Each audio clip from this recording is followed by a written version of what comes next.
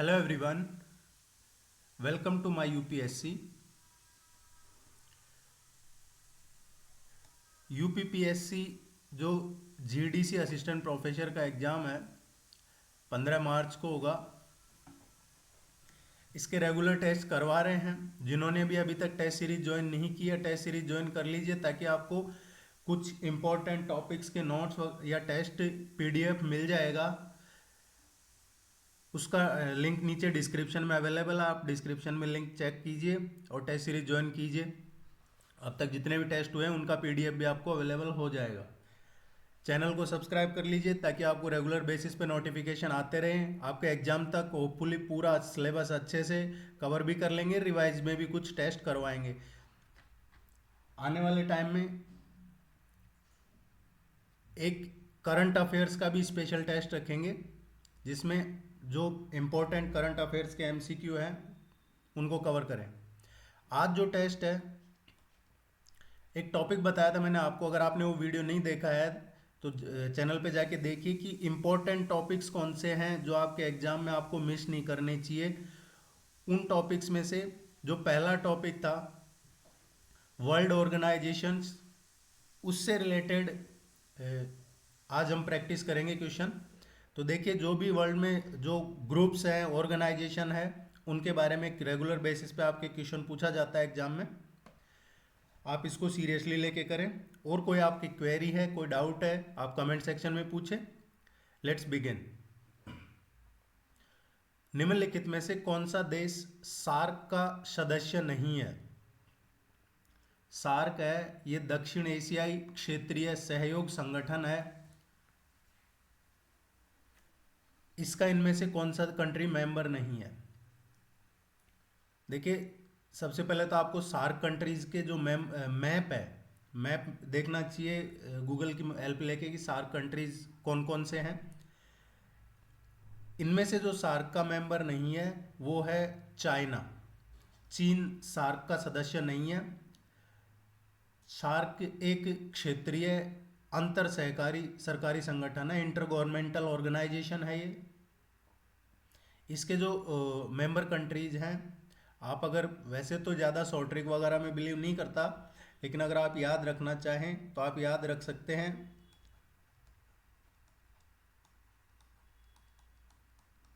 ये SAARC countries जो member countries हैं उनके नेम है M Maldives, Bhutan, Bangladesh, Sri Lanka, Pakistan, Afghanistan, India and Nepal.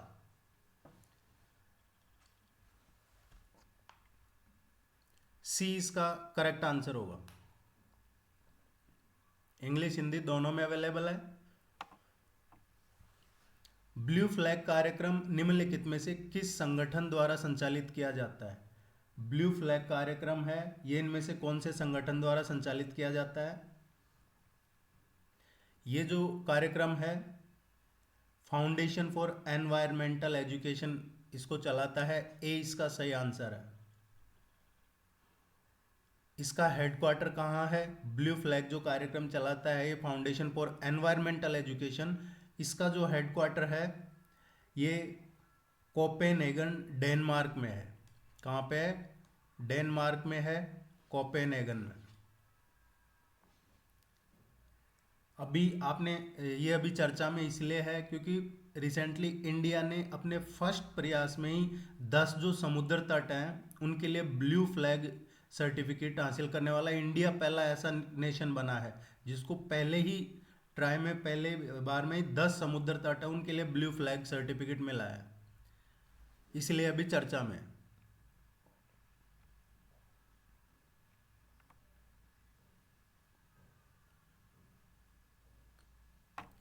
International court of justice निम्नलिखित में से किस स्थान पर स्थित है?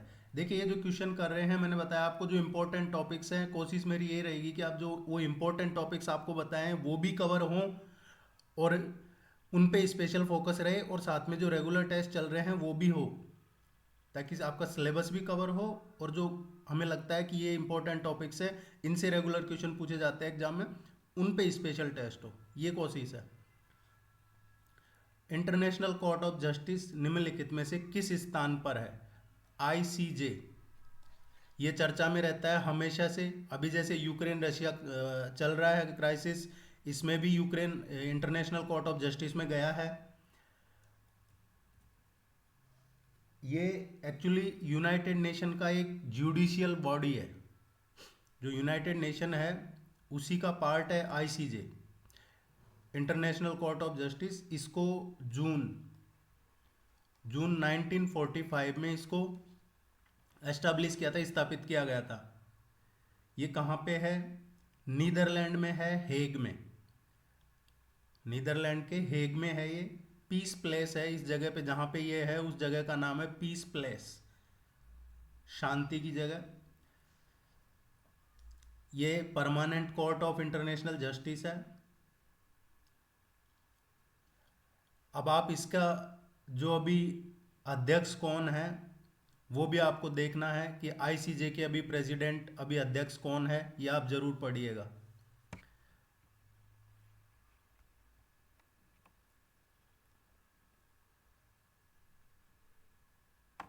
निम्नलिखित में से कौन सी भाषा संयुक्त राष्ट्र की आधिकारिक भाषा नहीं है? इनमें से जो यूनाइटेड नेशन है उसकी ऑफिशियल लैंग्वेज कौन सी नहीं है? क्वेश्चन को अच्छे से पढ़ना है, गलती नहीं करनी है। नहीं है यूनाइटेड नेशन की, देखिए 6 ऑफिशियल लैंग्वेज है। जो 6 ऑफिशियल लैंग्वेज हैं वो कौन सी है? अरबी, Chinese, French, English, Russian and Spanish. ये 6 ऑफिशियल लैंग्वेज है। सभी आधिकारिक दस्तावेज इन 6 भाषाओं में लिखे गए हैं। अभी जो नई प्रपोज्ड, जो प्रस्तावित भाषाएं हैं वो हैं बंगाली, हिंदी, पुर्तगाली और तुर्की। ये भाषाएं प्रस्तावित है। इनके लिए प्रस्ताव आया है यूनाइटेड नेशन में कि भाई आप बंगाली, हिंदी, पुर्तगाली और तुर्की, इन भाषाओं को भी आधिकारिक भाषा बनाइए। सो इनमें से कौन सी नहीं है? तुर्की ऑफिशियल लैंग्वेज नहीं है। डी इसका करेक्ट आंसर होगा।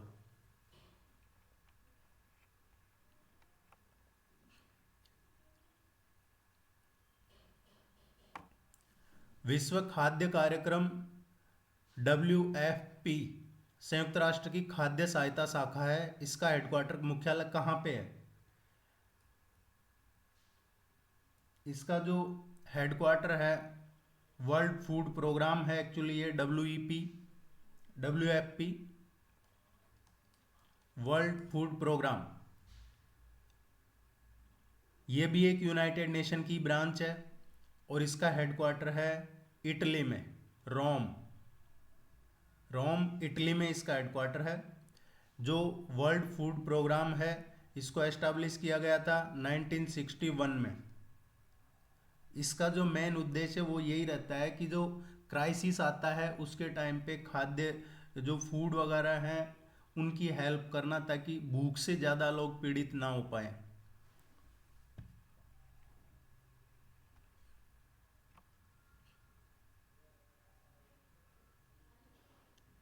यूनिसेफ के प्रमुख कौन हैं? अभी यूनिसेफ के हेड कौन है? अभी जो रिसेंटली यूनिसेफ के हेड हैं ये हेनरिएटा H4, ये यूनिसेफ के अभी हेड है।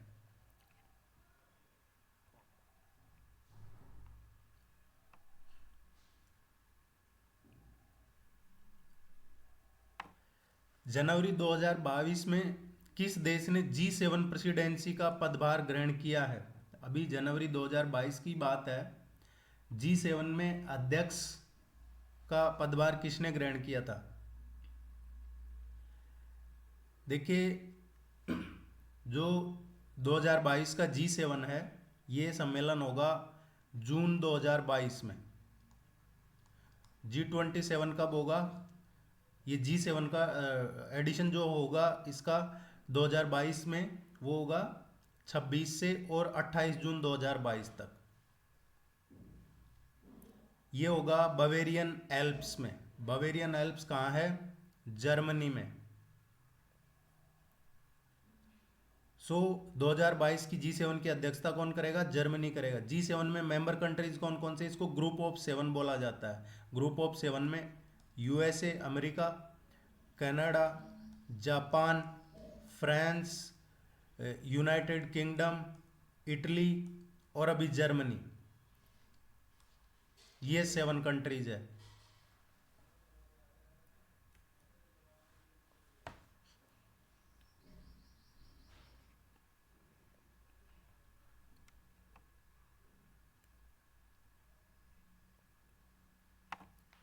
निम्नलिखित में से किस संगठन द्वारा निवेश रुझान मॉनिटर रिपोर्ट किया जाता है? कौन सा संगठन है जो ये निवेश रुझान मॉनिटर रिपोर्ट को इसको जारी करता है? जो ट्रेंड्स होते हैं इन्वेस्टमेंट के, उनको उनकी मॉनिटरिंग रिपोर्ट इनमें से कौन करता है? तो देखिए, जो ये भी यूनाइटेड नेशन का ही है, व्यापार जो विकास है उससे रिलेटेड है, ये है अंकटाड। यूनाइटेड नेशन का जो व्यापार और विकास है उसका है ये ब्रांच। इसका हेडक्वार्टर कहाँ पे है? इसका हेडक्वार्टर है जिनेवा, स्विट्जरलैंड में।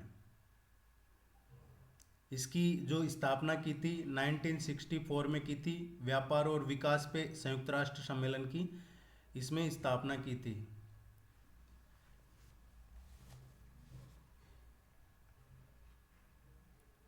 Trade and development. विश्व बैंक निम्नलिखित में से किस उद्देश्य के लिए ऋण वाले देशों की सहायता करता है? जो वर्ल्ड बैंक है वो किस पर्पज के लिए जो ऋण वाले देश हैं उनकी मदद करता है? वर्ल्ड बैंक का जो उद्देश्य होता है वो रहता है इनका पुनर्निर्माण और विकास। पुनर्निर्माण और विकास के लिए ही ये वर्ल्ड बैंक है जो इनकी सहायता करता है।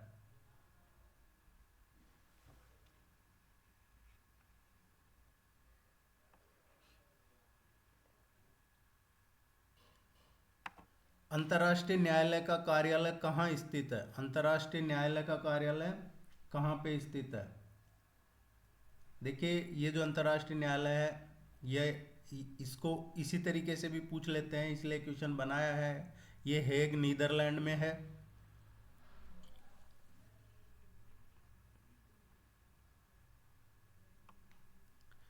कई बार इंटरनेशनल कोर्ट ऑफ जस्टिस और कई बार अंतर्राष्ट्रीय न्यायालय।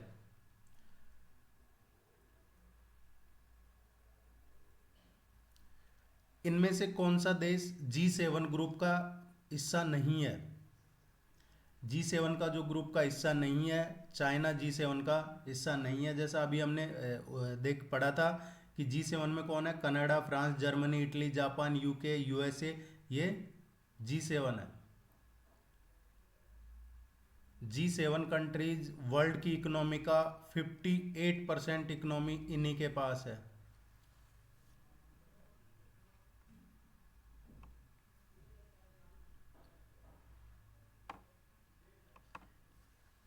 इनमें से देखते हैं G7 का कौन सा सदस्य G7 का मेंबर नहीं है।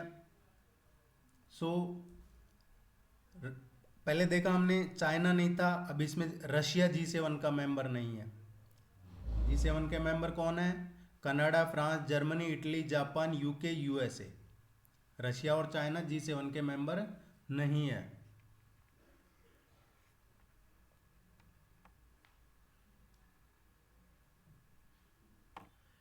UNITAR का पूर्ण रूप क्या है?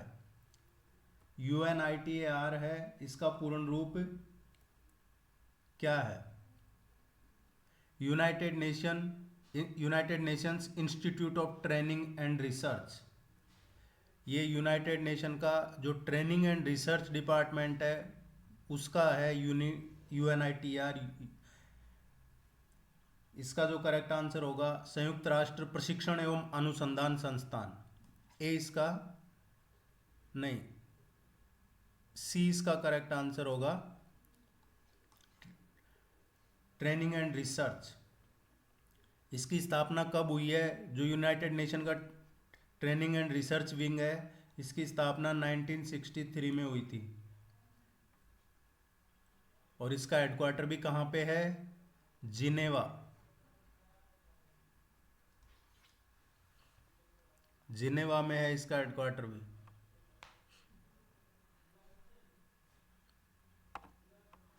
निम्नलिखित में से कौन सा अंतर्राष्ट्रीय वैज्ञानिक संगठन तत्वों, प्रतीकों और इकाई के नाम को मंजूरी देता है? इनमें से कौन सा है इंटरनेशनल वैज्ञानिक संगठन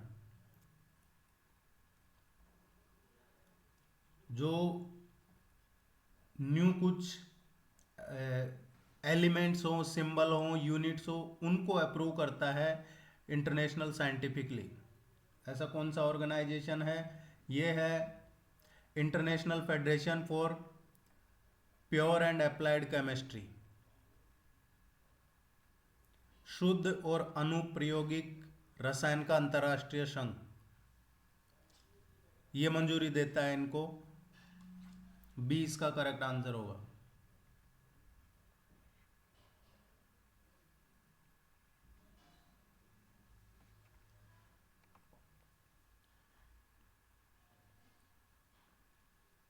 अंतर्राष्ट्रीय ऊर्जा एजेंसी का मुख्यालय कहाँ पे है?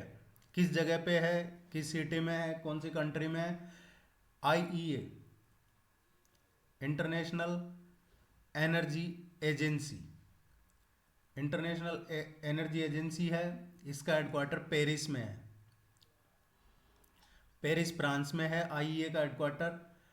और जो अंतर्राष्ट्रीय ऊर्जा एजेंसी है ये आर्थिक सहयोग और विकास संगठन, आपने सुना होगा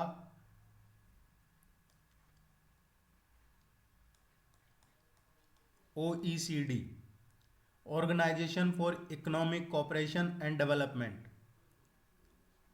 इसके ढांचे के अकॉर्डिंग ही 1974 में इसको बनाया है आईईए को। एनर्जी के फील्ड में काम करता है लेकिन इसी के ढांचे के अकॉर्डिंग बनाया है जो ओईसीडी है।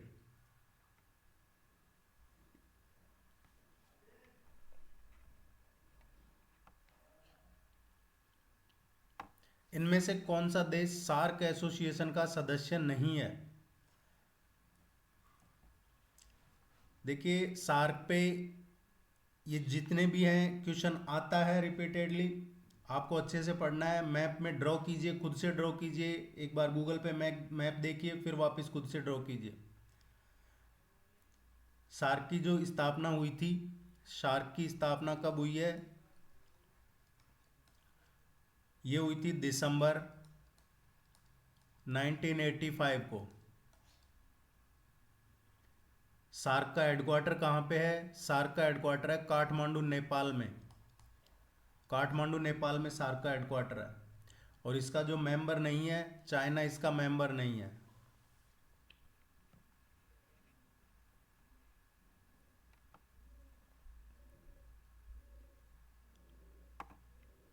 निम्नलिखित में से कौन सा अंतर्राष्ट्रीय मौद्रिक संगठन विश्व विकास रिपोर्ट प्रकाशित करता है?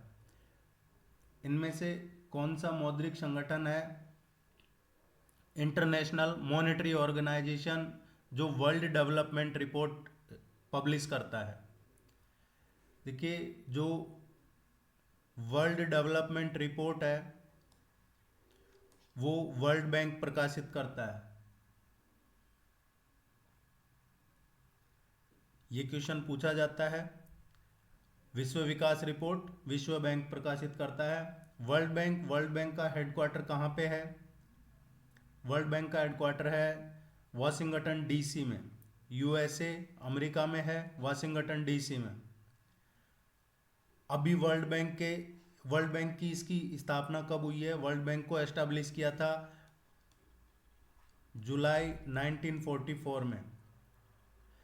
अभी वर्ल्ड बैंक के चेयरमैन या इनका प्रेसिडेंट होता है, अध्यक्ष, वो कौन है? वर्ल्ड बैंक का जो अध्यक्ष है वो है डेविड मालपास। डेविड मालपास अभी विश्व बैंक के अध्यक्ष हैं।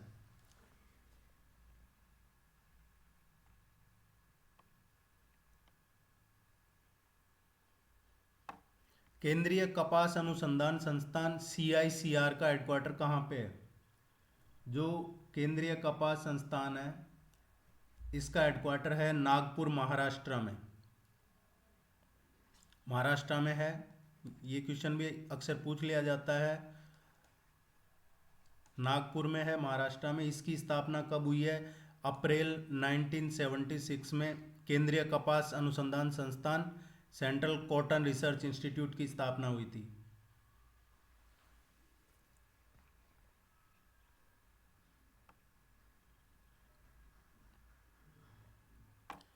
एशियाई विकास bank ADB, Asian development bank, इसकी स्थापना कब हुई है? जो एशियन डेवलपमेंट बैंक है इसकी स्थापना हुई है 1966 में। डी इसका करेक्ट आंसर होगा। एशियन डेवलपमेंट बैंक है, इसकी स्थापना हुई है 19 दिसंबर 1966 को।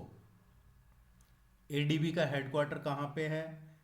ADB का हेडक्वार्टर है मनीला में।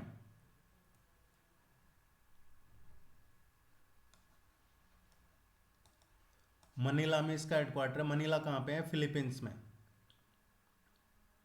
मांडलोंग सिटी, मनीला, फिलीपींस में इसका हेडक्वार्टर है।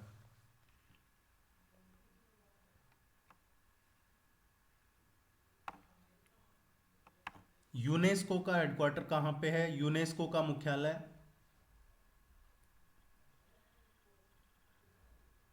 जो यूनेस्को है इसकी फुल फॉर्म क्या होती है? United Nations educational, scientific and cultural organisation.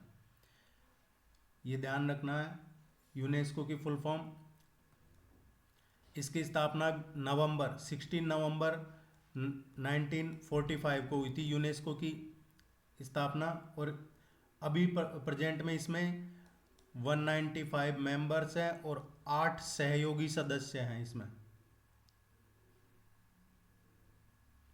इसका हेडक्वार्टर है पेरिस में।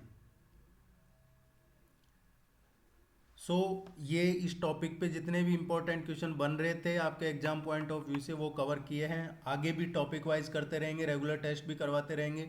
आप टेस्ट सीरीज ज्वाइन कर लीजिए। अभी तक टेस्ट सीरीज ज्वाइन नहीं की है तो चैनल को सब्सक्राइब कर लीजिए। Thank you very much. Good luck. Thank you.